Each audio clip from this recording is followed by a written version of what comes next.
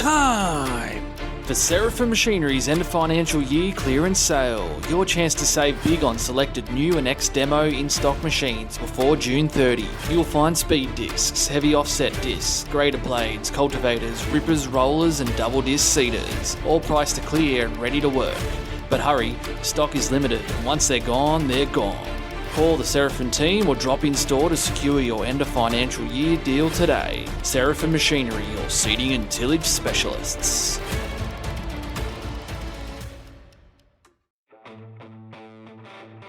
My name is Philipp Ashton. I'm from Fendt. I work with the IDEAL, or I'm product marketing manager for the IDEAL Fendt Combine here in the Asia Pacific region. From a combine perspective, that was a request when we started designing the machine from the farmers, was really that the machine should be simple and easy. Normally we do customer days just before harvest, just to catch up and make sure we are on top of things. And we do run different groups throughout harvest as well, to make sure people are connected and sharing the knowledge. Future outlook is the way harvest is going to go and the way the seasons are looking at the moment. A lot of guys are looking at them finer points as well, so every dollar they can save makes a difference. Yeah, every dollar that we can save for the farmer makes a big difference. G'day guys, welcome to the Farm Machines and In-Betweens podcast. I'm Chase from Seraphim Ag Pro, service manager currently. Here joined by Philipp Ashton from Fendt IDEAL or AGCO. Do you want to start by introducing yourself? Or? Yeah, my name is Philipp Ashton. I'm from Fendt. I work with the IDEAL, or I'm product marketing manager for the IDEAL Fendt Combine here in the Asia Pacific region. That's good. Do you want a bit of a background? Where's your past from? What's your industry? So my past really is growing up in Germany and then moved to Australia a little while back, and been with the IDEAL for quite a while now, looking after the machine. When we introduced the machine here into Australia, working in the field, grew up on the farm. We still farm at home as well in Germany. We do have one IDEAL as well. Oh yeah, that's good. It's good. Yep. And do you want to give us just a bit of a background on the Fendt IDEAL? I mean, the IDEAL started, the project started in 2011 when we started designing the IDEAL, or had the project plan in place. And then 2018, we basically released the IDEAL at Agritechnica, and then 2019 or 2020 was the first year when we introduced it here into Australia as the IDEAL as well. Yep. Oh, that's good. And what sort of a market are you mainly aiming at the IDEAL? Well, I mean, the market is basically everything. Every customer is who we're aiming for, but I mean, we don't need to be scared of the competitors, let's say, or we do exactly the same as all the others as well. So yeah, we're not scared, or and we do have some corporate farms who are running more than one or two machines, and we do have smaller farms as well who only run one machine. Yep, oh, that's good. And roughly, what sort of figures are you looking at around Australia? In Australia, we have roughly, or in my region, we have more than 200 machines currently running, which is quite a good number. If you think about it, that we only really introduced it in 2020 over here, but globally we have around 3,000 as well that we have in the fields. No, it's good. And for some of those that probably don't know, whereabouts is the IDEAL made, or where's it come from or designed? So the IDEAL for us is a global project, because we do utilize some of the components that we utilize on the tractors as well, like the track system is made in the Jackson factory. But then some engineers are working out of different factories, because we are utilizing some of the cleaner engineers. We do utilize some of the Massey Ferguson combine engineers as well, and then they all come together into Breganze in North Italy, where the machine is getting made. No, that's good. The what sort of how would I say, the key points on the IDEAL compared to some of your competitors? I mean, the key points, well, firstly we have black, well, which is different. Definitely. Then the other key points is the longest roller in the market. So we are 4.8 meters long. Then the grain tank capacity with 17,000 liters, unloading capacity. The track system is unique to most of the competitors as well. The chopping system, the way we operate and the way we drive, the same with the automation as well. Yep. Speaking on that automation, do you want to dive into that a little bit more as to how that's generated? We do utilize 2 automation systems. So we have Harvest Plus and then we have Ideal Harvest. So Harvest Plus is basically just controlling the ground speed on your performance, and then Ideal Harvest is basically your full automation system that, if you have operators on the machine, they want to fine-tune the machine a little bit more, where you basically let the machine do what it has to do to make it perform much better than maybe the operator can. No, it's good. It takes a bit of the user factor out of it and make the machine do it itself. Now, the different levels of machine or the different grades of machine, do you want to go into a bit more about that? Or I mean, we start with the Ideal 7, and then we go all the way up to the Ideal 10. The difference between Ideal 7 basically and the Ideal 8, 9 or 10 is the Ideal 7 is a single rotor machine, where then the 8, 9 and 10 are a dual rotor machine. The other difference really between Ideal 7 and all the others is Ideal 7 we use our own echo-powered engine, and then 8, 9 and 10 we use a main engine.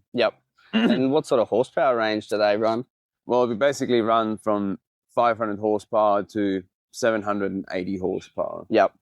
Which should be more than enough. And what sort of capacity is looking at getting out of them? Well, capacity-wise, it's a pretty, it's not a hard question, but it's a difficult question to answer because it's depending on the condition. There's a lot of factors are coming in to it as well. There's so many variables that can come into play. Speaking on that, what sort of AGCO obviously develops their own fronts as well? Do you want to go into what they are and how they've... From a front perspective, we do have our own power flow, which has been around for 30 years because it's our front that we designed for our Walker machines. And then we have our flex front, the Dynaflex as well, which is going up to 50 foot. The power flow is only going up to 40 foot, which is a rigid front. And then the Dynaflex is a cutter bar flex front. No, that's good. So at least you can offer everything from your different levels there. Do you want to run us through maybe some of the key points under the hood here maybe? Or? Yeah, sure.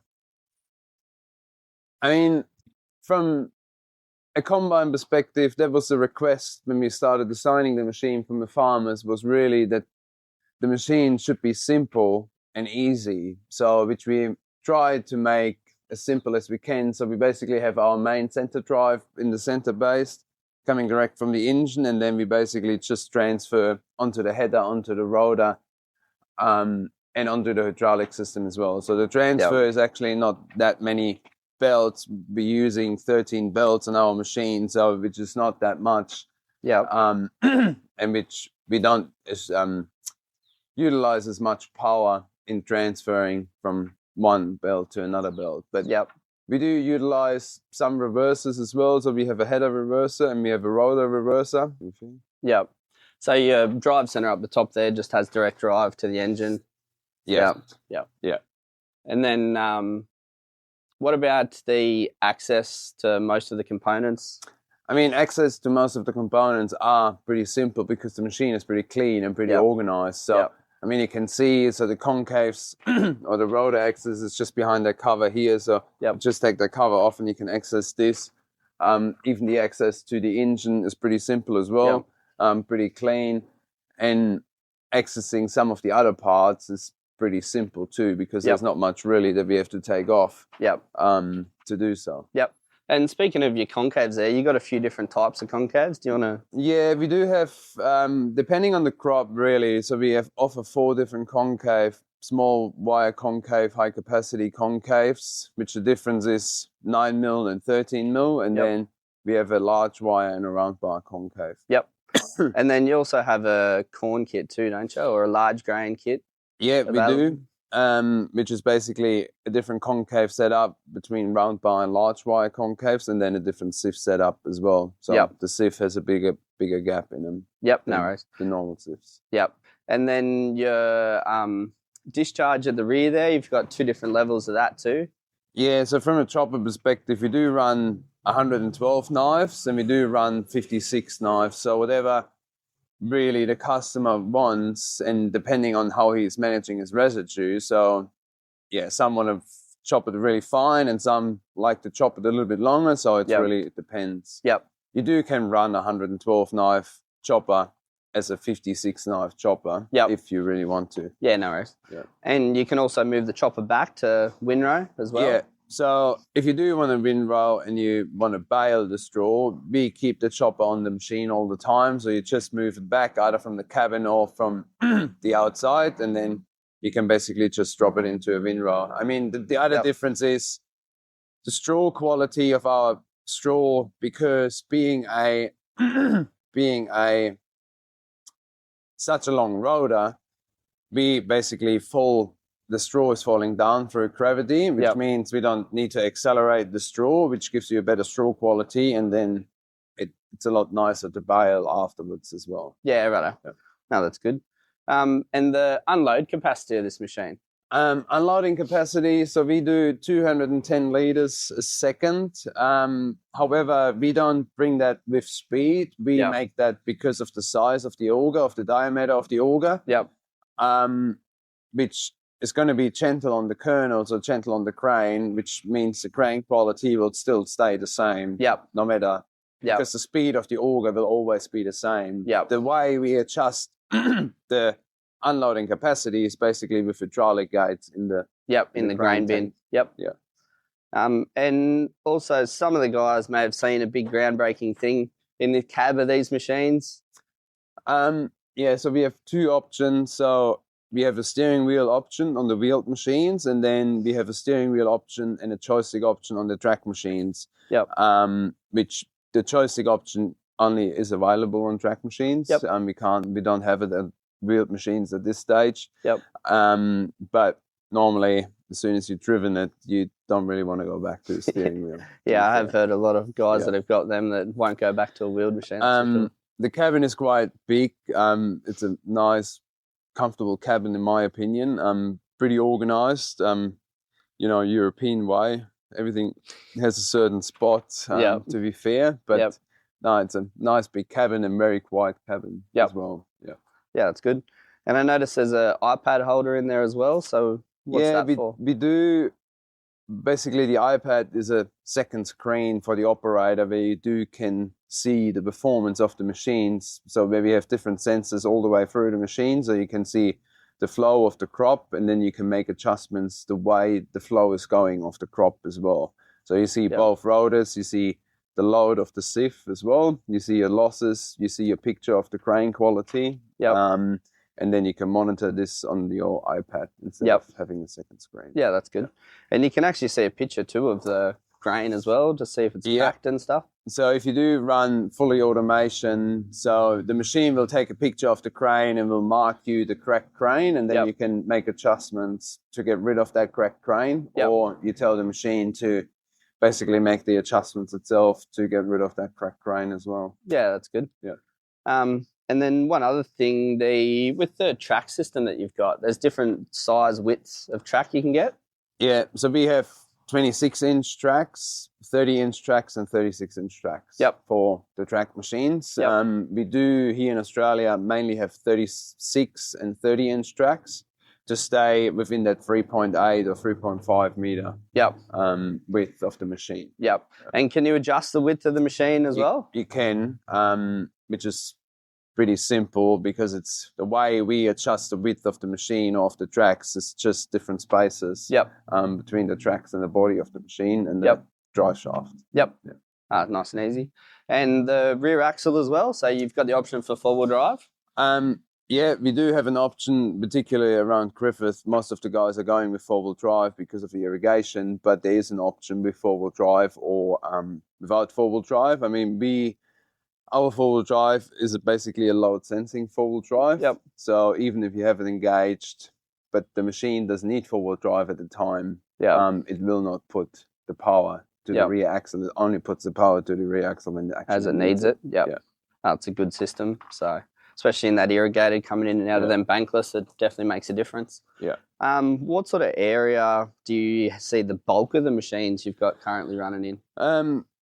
the main area for the Ideal at this stage really is, well, all over Australia, because the machines are spread all over Australia. But the main where we started was WA, then South Australia, and now we have quite a fair, strong population in New South Wales and Victoria of the Ideal. I mean, how many running around Griffith now? 12 machines? 12 machines, Yeah, so which is quite a fair number.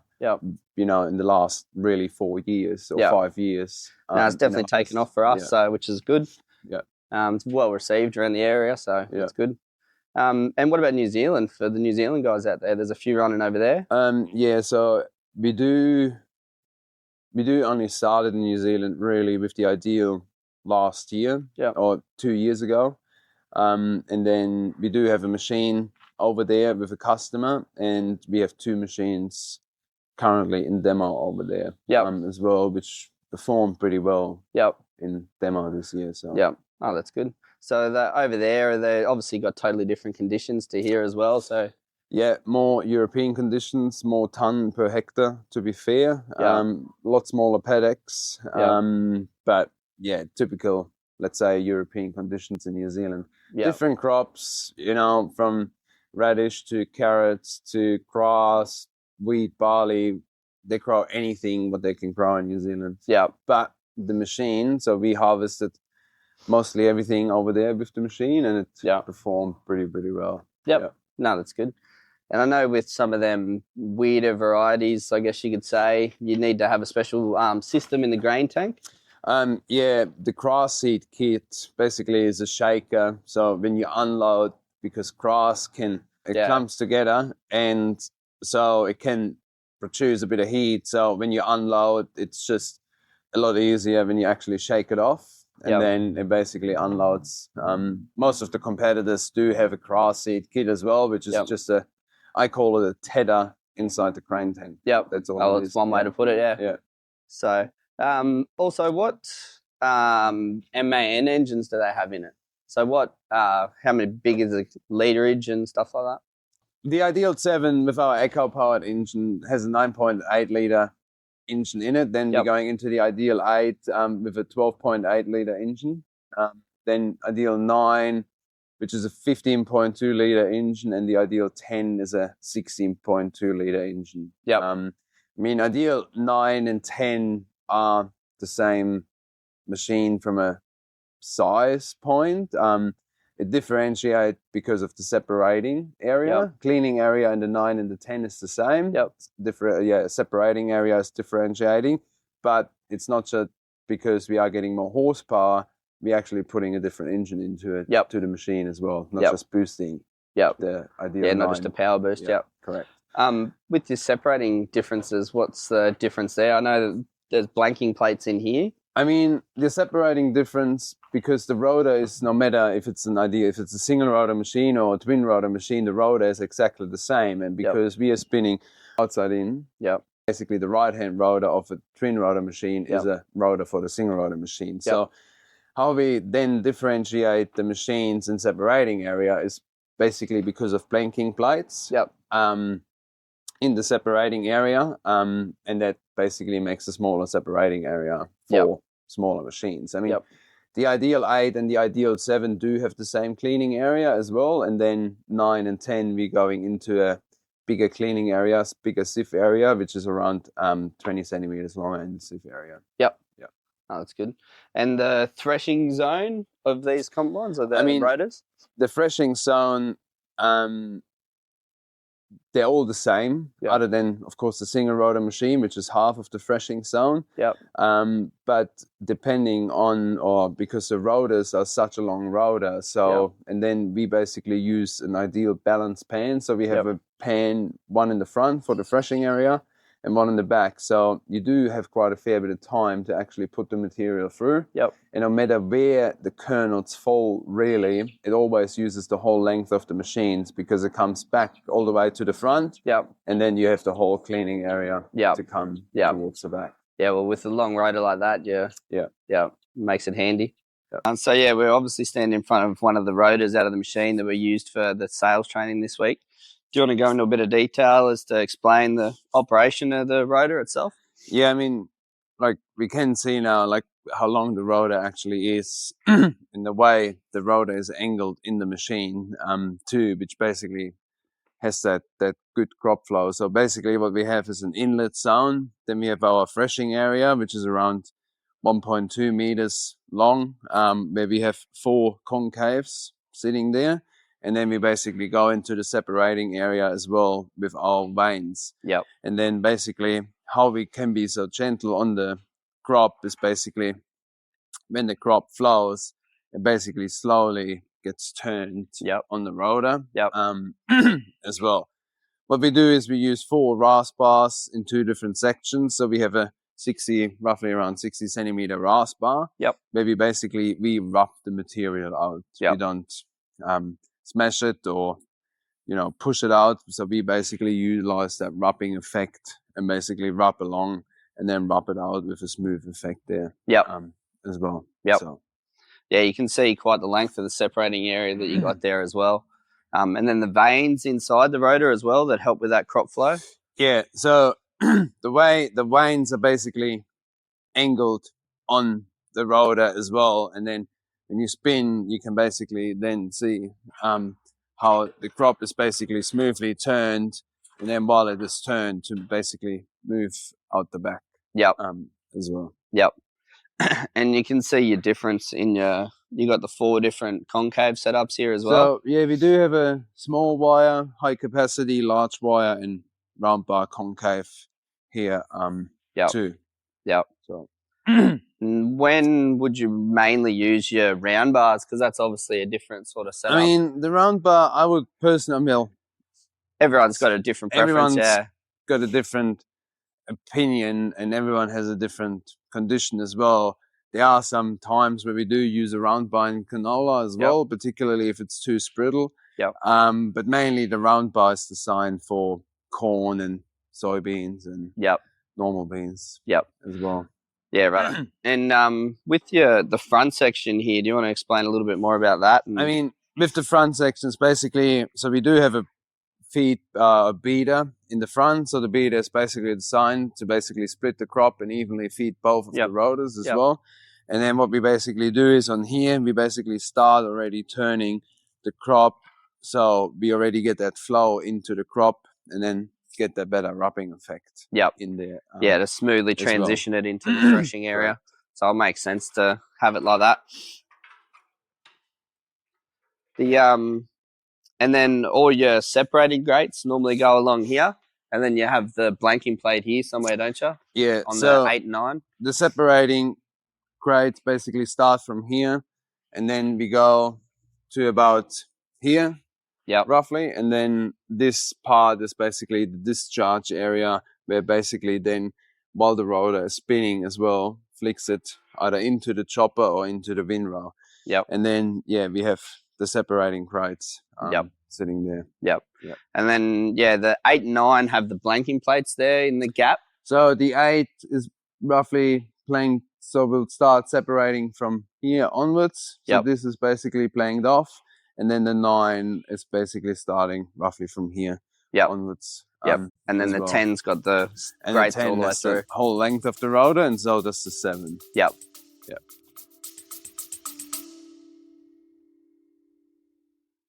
Ready to take your farming to the next level? The versatile 570 HHT is in stock now at Seraphin AgPro. With massive horsepower, advanced precision tech, and a deluxe cab for all-day comfort, this machine is built to perform in even the toughest conditions. Whether you're working broad acre or heavy tillage, the 570 HHT delivers the power and reliability you need.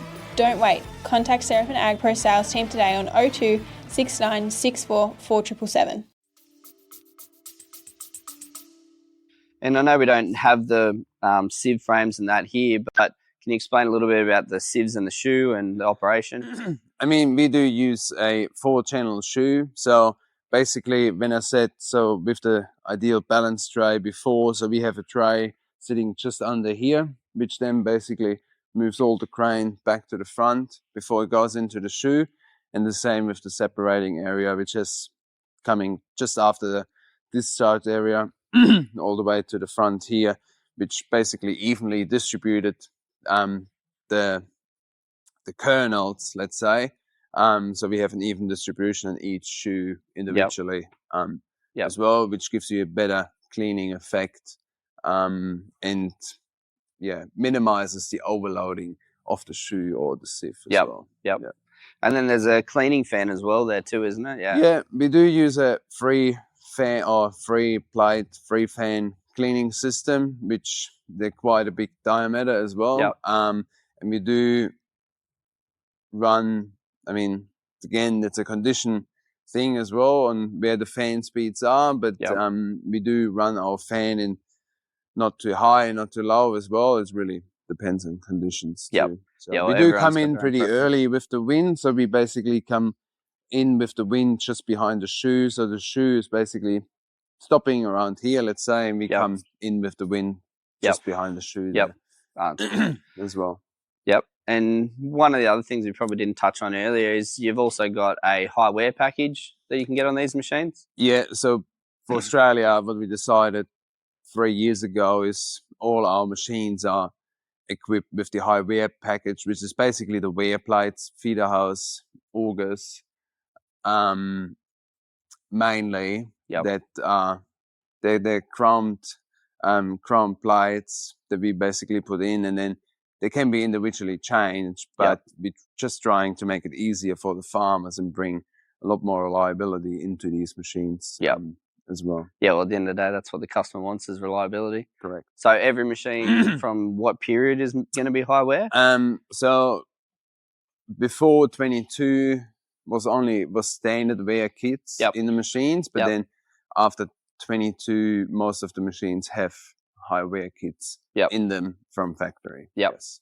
Now, definitely it's good, especially for your harder crops out there as well, that high wear package definitely makes them things last a lot longer. Particularly in rice as well. I mean, we do harvest a fair bit of rice around here, which has quite a fair bit of wear, and we do expect a bit of wear, but the high wear package will make that, still last quite a fair while longer than it definitely reduces that wear. Reduces that maintenance that you need to make on the machines for sure. Yeah. And at the end of the day, that's all about your cost of ownership comes down a lot in that as well. Mm-hmm. So, and that's what a lot of guys are looking at.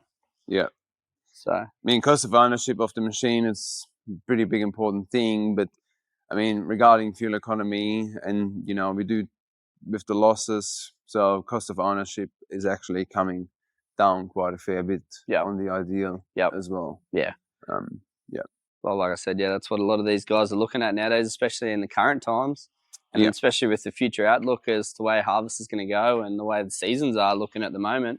A lot of guys are looking at them finer points as well. So every dollar they can save makes a difference. Yeah, every dollar that we can save for the farmer makes a big difference. Yeah, as well. Definitely. Yeah, and it helps the overall economy too. So it's always a good point to have. True. So, is there anything else you want to point out to us on the rotor while we've got it here, or? No, I mean, the rotor pretty simple, pretty standard. I mean, the diameter of the rotor is 600. So we do, as I said before, all the rotors are exactly the same, if 7, 8, 9, or 10. Yeah.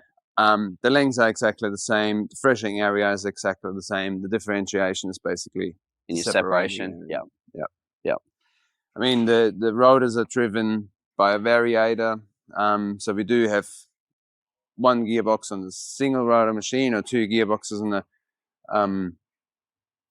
twin rotor machine, and then basically driven from a variator in a hydraulic reverser as well, so you can basically reverse the rotor if you do block it up. If you have a blockage at the front or whatever, definitely makes it a lot easier not having to get out of the cab and manually pull it out. That's for sure. It definitely does. Yes. 100%. I've driven a few machines myself and had to do it. It always happens. So, but that's good. Definitely a good option to have the hydraulic reversers as well. So, makes life a lot easier for sure. The other thing, it's with the beater. I mean, I mentioned before about the beater to basically distribute that material into both rotors evenly. What happens with the beater is basically driven off the rotor speed. So whenever you adjust the rotor speed, the beater speed will always adjust automatically as well, which is 70% off the rotor speed. So the beater speed has 70% of the rotor Yep. speed. Yeah, well, it makes sense to slowly speed the product up as it comes up the feeder house. Correct. We do have two speeds in the feeder house as well. So we Yep. do have a low and a high speed. But Yep. really, depending on conditions on what speed you're running in, but it makes a difference while adjusting the rotor speed that the beater speed is getting adjusted as well. It just basically means that crop flow is always consistent, no matter what rotor speed you have. Yeah, well, it's a lot gentler on the crops that way too. It gently feeds up and speeds up as it comes through. Yeah. So, and definitely helps with the rubbing effect in the threshing area as well, which is good. Yeah. And with the different concaves and stuff you got there, are they adjustable as well, like height-wise from the cab? Yeah, so the concaves are adjustable to a certain point. So we go from 2 mil all the way up to 28 if we have selected small crane, but then we do have a large crane version where we go above 30 millimeters as well. Yeah. We do want to open it a lot more. Open it right up. It is quite, so the distance that we can adjust is quite significant. Yep. Yeah. Oh, that's good. But I mean, the other thing, it's the fuel economy on these machines. Yep. We do run a 1,250 litre fuel tank. Yep. Which for the Australian condition is big enough. Yep. We do have an option to go to 1,500 litres, but 1,250 is what we are bringing into Australia as standard to do so. So fuel economy is pretty important to us, and with the main engines, that's what we're achieving there as well. I mean, the other thing, then, we're trying to reduce as many hazards as we can. So we do have a fully enclosed exhaust. Yep. So we run a pressurized exhaust box, which the exhaust is only coming out around this much. Yep. Which keeps it quite clean, and you don't really have any fire hazards at that point around the exhaust. And then we do use a reversible fan, which people are used to normally from the tractors, which will reverse, or it has to reverse once in 15 minutes, and then there are some other factors into it as well when it actually reverses too. Yep. So it does keep the engine bay in the area on top of the combine actually pretty clean in harvest. Yeah, well, definitely. That's the last thing you want to be doing, getting out and having to manually clean a grill or something like that. Yep. So what are some other key talking points that your current Ideal owners are raving about? And I mean, the key talking points really is the simplicity of the machine. Yep. They do like the comfort of the Ideal drive, if they have driven. Yeah. Then they do like the crane quality. Yep. The throughput of the machine, and the stroke quality and the losses. Yeah. Well, at the end of the day, that's all the dollars and cents that they're looking at is the fuel economy and the more grain that you're getting in that bin to pay for all your costs at the end of the season. Yeah.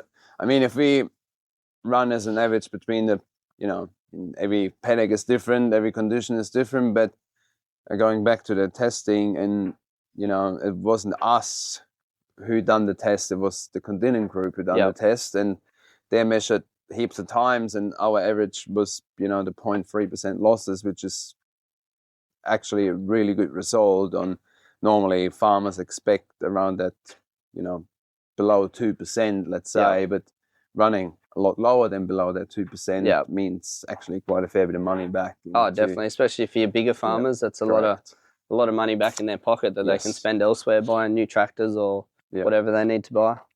How do you think the machine sits in the market when it comes to that losses and stuff like that? Like, obviously, did you have any other competitors against you? We do. Personally, I believe we do sit in the market pretty well. We do have a fair bit of work to do to get a few more machines out there. Yep. We do have the service and support from all our dealers Australia-wide to do so. I mean, we have over 100 Ideal dealers in Australia, let's say, who can, no matter where you harvest, you always get service and backup. Yep. We do Class 9 and Class 10. We do have quite a number of machines out there. Class 7 and Class 8.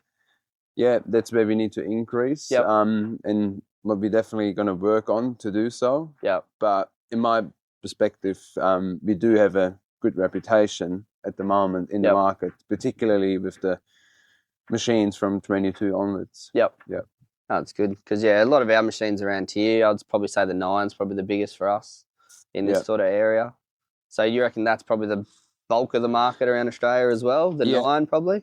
That's where it's at? For us, the 9 and the 10. Yeah. The Ideal 8 is picking up a little bit, or it is picking up a bit more. Yep. On the Ideal 7, we do have a bit of work to do there. Yeah. Being that smaller machine, it's probably harder to put in the market.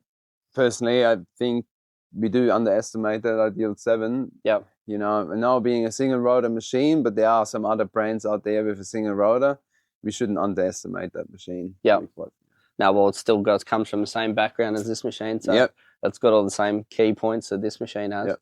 Because at the end of the day, it's all about getting bums in the seats, and It is getting bumps in the seats, and to be fair, they all break. We all have to spend money on them. there's no perfect machine. And there's no, we have to, I think what we need to understand is what conditions they're working in. Yeah. How, I know we only have a short time, a period when we do work with these machines, but we need to put in consideration, the conditions, the heat. Yeah. We do work long hours with these machines. Yeah, well, that's definitely a big thing over here. The heat, different climate to the European climate. They do work quite hard, and we try everything we can to make sure that we minimize these kind of things as well. Even with part support out of Melbourne or part support in different areas in the country as well, to be a lot quicker with supporting our customers in the field. Yeah, definitely. Well, that's what it's all about, especially when you're chasing rain or something. That's the last thing you want to be doing. Yeah. So that's true. Exactly, because that's the last thing you need is rain coming at you. Yeah. So, and you're obviously down here at the dealership today, Philip. So do you want to explain a bit why you were down here? To be fair, I actually don't mind Griffith, to be fair. I spent a lot of time here in Harvest. Yeah. And I reckon over the last 4 months, I've been to Griffith heaps of times, actually. Been a few. Yeah. Yeah.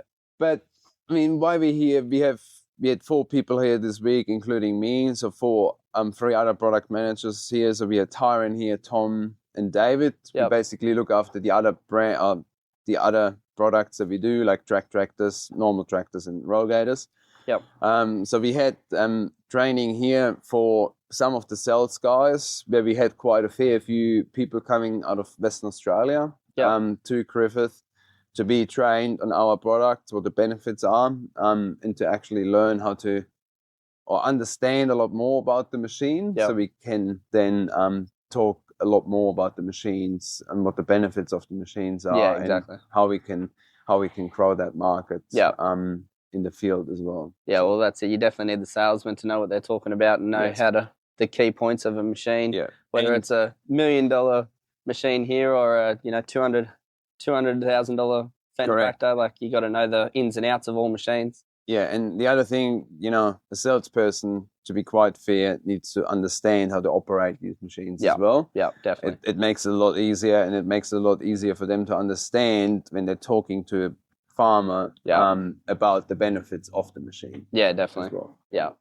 And there's different levels of that training too that you got going on too as well? So we have 3 different stages of that training, which depending on the level of the salesperson as well. So we do have a overall general training, and then we're going into the next stage where we do, operate the machines, learning a lot more about the machines and digging a bit deeper into it. And then level 3, it's basically where, it's pretty tough with the combine because we only have a short time of harvest. But for the tractor perspective, actually spend a lot more time on the machine and operate it, set A and B lines, so you can actually help out the customer on delivery and how to do these kind of things to free up a bit more time as well from a service department perspective too. And explaining the machine. And it definitely helps for doing demos and stuff like that as well. Correct. And they know what they're actually doing and talking about.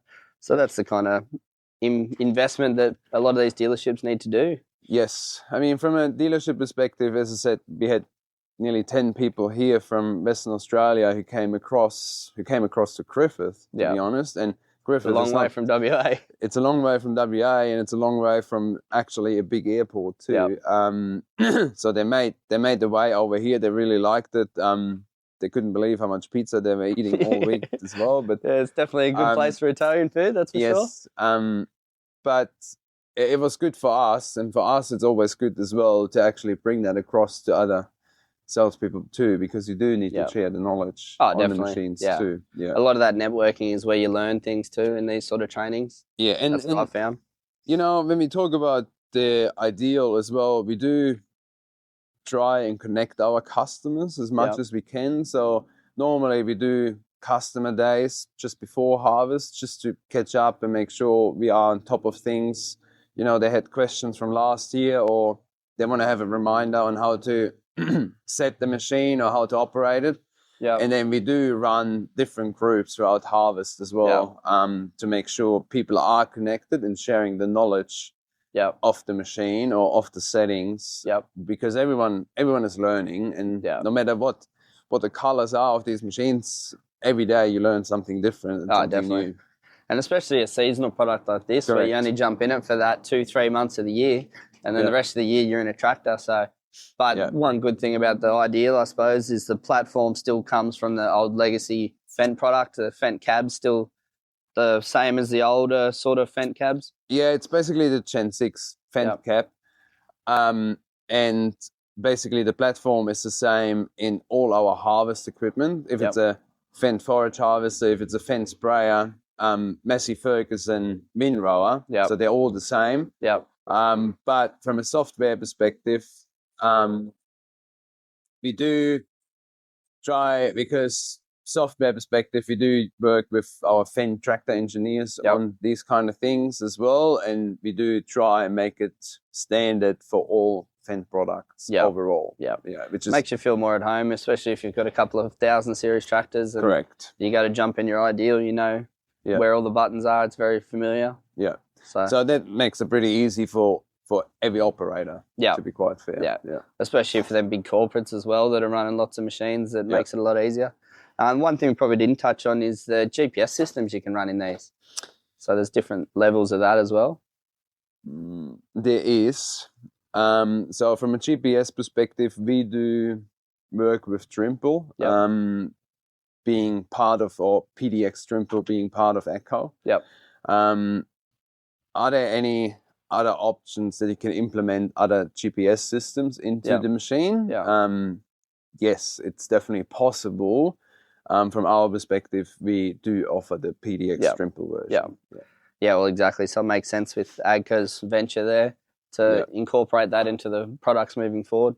I understand if some other farms, they're using different systems, and they do use different system on their tractors as well, because they have different color tractors. Yes, they can integrate that system into the Ideal as well. Well, it would definitely make your operators learning the GPS system a lot easier if that was the case. So it's definitely a key selling point as well, that you're able to do that. So that's always a good option. Otherwise, there is a Novotel option as well. There's a Novotel option too, which comes from factory or comes with the Ideal, but preferably is PDX. That makes sense with the merger there.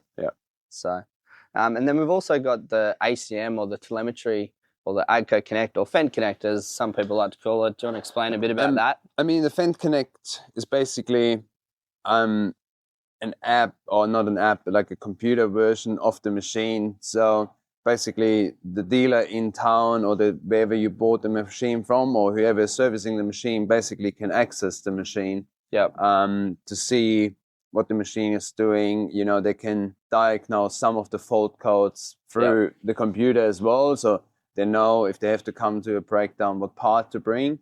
Or maybe they can explain to you on the phone, okay, you can actually keep driving. We do it a little bit later. Or these kind of things. They can find the machine, even, you know, you have to go out and you can't really explain what paddock the machine is in. They can find the machine no matter where it is. And then as well, you at home can see the performance of the machine if you have workers driving the machine too, from losses, from speed, from crane tank levels as well. However, you can't really make any adjustments on the machine from the computer, but you can then communicate with your operator to see, why he's going so slow or why he's maybe going too quick as well. Yeah, from a service perspective, it definitely makes our life a lot easier. Like you said, for being able to see the machines and see a bit of history of what the machine's doing leading up to an issue or something like that, it definitely helps diagnose the issue a lot faster. And at the end of the day, that's what the customers want. They want the machine to be fixed and be back in the paddock, so that's the main thing. I find it very, very good in that aspect. And for you bigger corporate guys as well, when you're running multiple machines, and you can have all the machines on there, so if you've got Fendt tractors, you can see all your chaser bins and stuff like that. If you're running a large operation with all AGCO machines, I find that very handy as well. Yeah, I mean, you can see all these things, but then as well for bigger, if you run more than one machine and you have tractors running at the same time as well, and you are in that professional sector there, we're talking about fuel consumption, we're talking about engine hours or rotor hours, you can manage the machine a fair bit better if the head office is somewhere different. Exactly. In the farm. Definitely makes it better for them big corporate guys for sure. If you want to look at a machine, we've normally got one here ready to go. You can have a look and have a walk around, or come and see one of the sales guys and ask a few more questions. I'm sure Philip's normally a phone call away if we need him, so that's always handy. Or if you're looking for a demo in this upcoming season, maybe just let us know and we can see what we can work out. We're normally pretty accommodating when it comes to that, so that's always a good option. Anyway, I'd like to thank Philip for coming, and if you want to just like the podcast and maybe subscribe, it definitely makes it a lot easier. You can see the up and coming episodes. I don't know what we've got planned yet, but I'm sure there's going to be some good upcoming podcasts and feature a few different products that we may offer between both businesses, being Seraphim Group podcasts. So it's definitely good to come down and see us. Hey, it's Michael from Seraphim Ag Pro with a Fendt 900 series special that you don't want to miss.